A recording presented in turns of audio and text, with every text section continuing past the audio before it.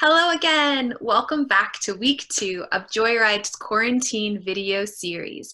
Thank you to everyone who has reached out, liked, supported us, and shared our page, and also shared feedback so that we could provide you with an up-to-date video on how to support those you love at home during this quarantine. We decided to start with the basics in covering how you pair simple movement and communication activities together at home. First, we wanted to explain a little bit about how sensory processing affects our everyday lives. Sensory processing exists on a very, very broad spectrum. So when I'm talking about some things, try to think of your child specifically because it's going to be different for each and every child. And that's really important. So sensory processing refers to the way the nervous system receives and interprets sensory information from one's environment and then turns them into appropriate motor and behavioral responses in order to complete everyday tasks. So if an individual has sensory processing challenges, it may mean that these messages aren't being received, or it could mean that these messages aren't going to the right part of the brain, so the messages aren't being interpreted in the correct way, therefore making it even more challenging to complete the task at hand. Given this information, we wanted to use today to show you an example of an activity that you can do at home with your child to help them better receive, interpret, and respond to sensory messages in their environment.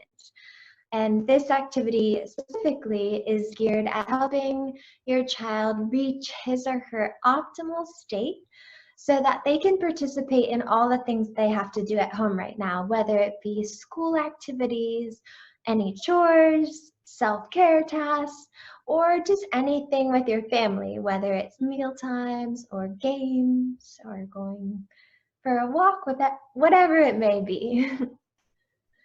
Beth, I love when you explain sensory processing. It's so important and it's often overlooked.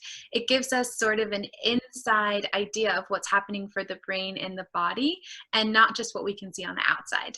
So considering this, when we're working with those that have sensory processing differences, it's so vital to make sure that the body is ready to start an activity and or that activity is going to help the body in what it's seeking and needing at that time. So we can work on a variety of speech, language, and communication goals within movement activities. We can work on cognitive goals, receptive goals, expressive goals, or pragmatic goals. But for this video and our purpose right now, we're just going to stick to the basics and explain to you how you can do some simple tasks at home that combine occupational therapy and speech language therapy. So the first thing that's important to remember is when you're starting out, visuals help everyone. It helps adults and especially children to know what to expect and what's coming. So we like to use whiteboards.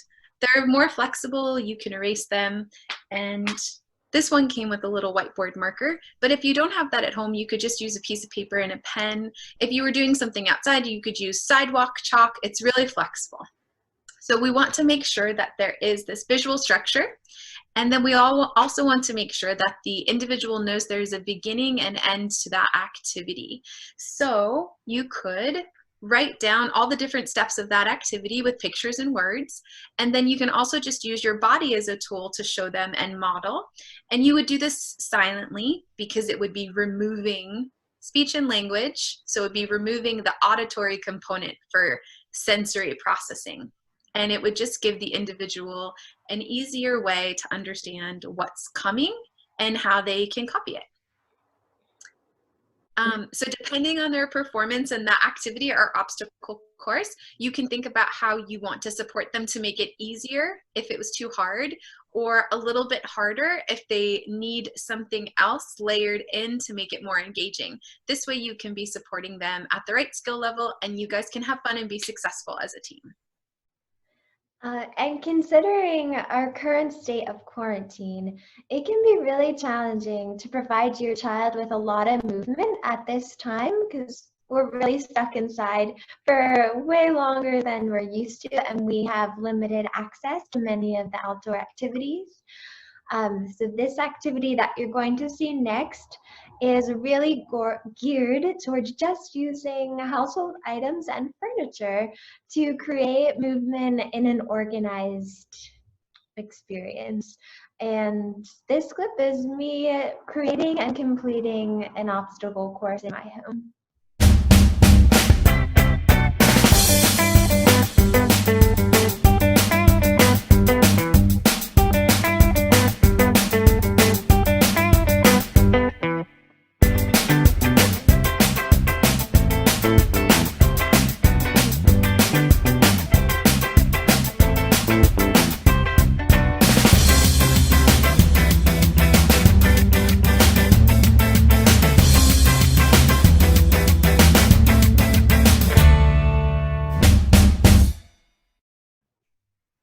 After watching that clip, try to think of your child.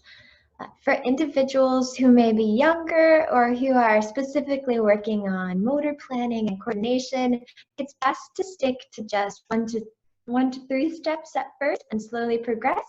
Whereas if you have an older child or an individual who can easily navigate a complex motor scheme, then you can start with 4+ steps or do something similar to what you saw in my video. And this activity can really be done in so many ways.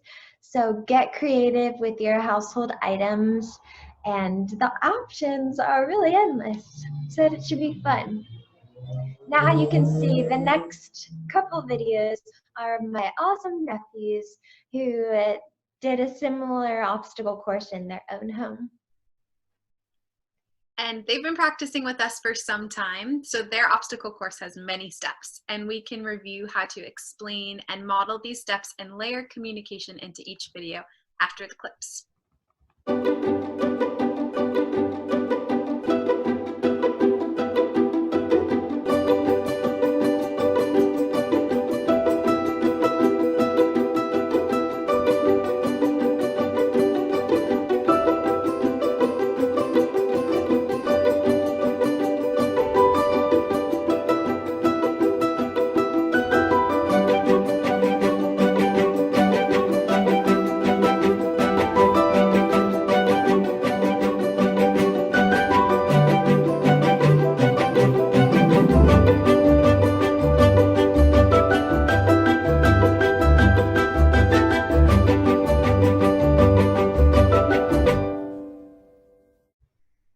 In B's video, we were mainly targeting executive functioning skills, which are also known as higher level cognitive skills. And we are also providing him with lots of sensory input and movement as part of a sensory lifestyle so that he can be successful with his homeschooling routine and just throughout his day while he's really stuck at home with all of his siblings. And B was really interactive in this process. And so his mom has a whiteboard at home, and so she supported him to pick out all of the different objects that were at home to put together for the obstacle and come up with a creative theme. And so they picked a safari theme, and then they went through and they drew pictures for each step, and they labeled it with the appropriate language to match. And it can be creative and silly. So some things on here are push the safari truck or jump into the tiger's den. Having contextualized language and imaginative play is perfect for B's level. So he put it all together, he knew what to expect, and then he was able to do it really nicely. And yeah, just some examples of like silly language to use or playful language. We're adults, so we might forget. Your child might be actually better at coming up with these things, but maybe balance over the safari animals, climb up the tree fort, somersault through the water, step on the monkey bridge.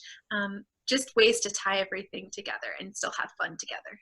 The next up, you're going to see T, who is B's little brother. After B helped set up, plan and set up and also demonstrate the obstacle course, next up is T. And in T's case, we're primarily helping him develop some of his motor planning skills, his coordination and balance, and his strength and endurance skills.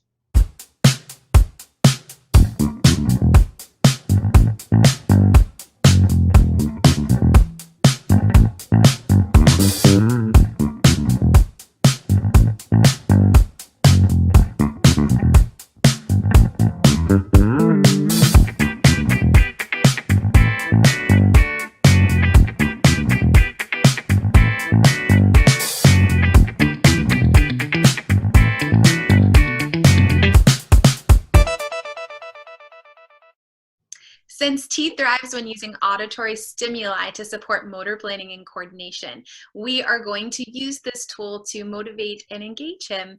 And it's important to note this might not be beneficial for every individual, and sometimes actually silence is best. But for T, he loves music, and one of his favorite songs is Going on a Bear Hunt.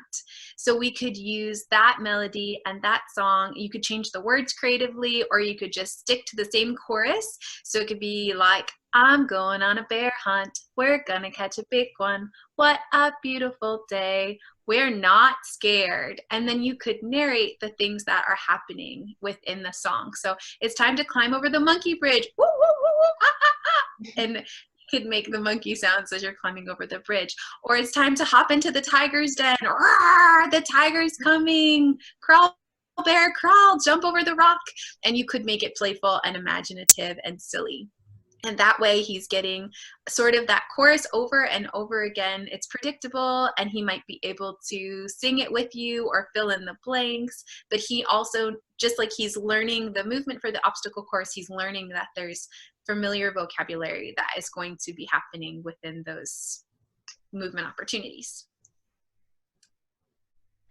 As you can see, the clips today are super fun, but at the same time, they're targeting so many skills, and they can be used on such a wide range of ages and skill levels. So really make it your own and see where it takes you and your family. And if you have any questions about vocabulary that we used, or how do I actually do that? How do I do that for my child? Or this is what's happening at home for us, please let us know. We would love to support you and tailor activities to their unique needs and strengths. Bye. Thanks for watching today. We appreciate you.